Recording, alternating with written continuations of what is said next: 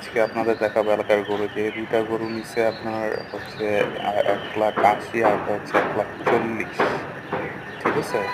মোটামুটি কোরবানির জন্য এলাকাতে অনেক গরুই চলে আসছে। সামনে আরেকটা সুন্দর গরু আ দেখলাম।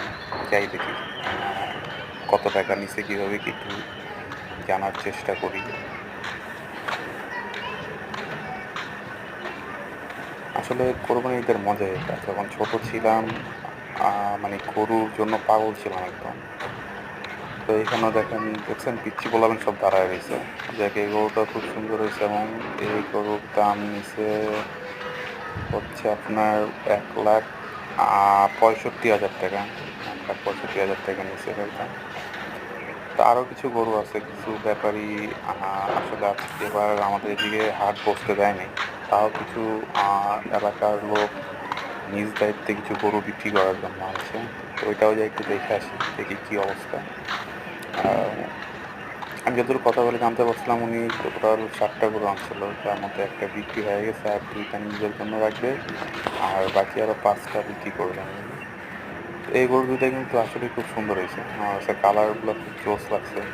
ভালো ছিল।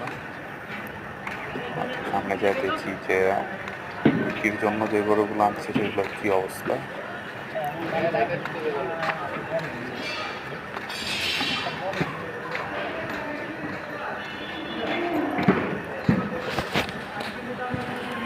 যে পরিমাণ বৃষ্টি আসলে হচ্ছিল, মানে খুব বেশি বৃষ্টি হচ্ছিল। তো যাই দেখি তো সামনেই উনি গরুগুলা বাইন্ধা রাখছে।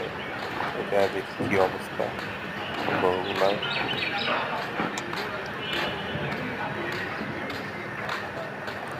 এই যে উনি ছোটখাটো একটা হাটের মতোই বসাইছে। কিছু গরু আছে। সেই গরুগুলা সব বিক্রির জন্য।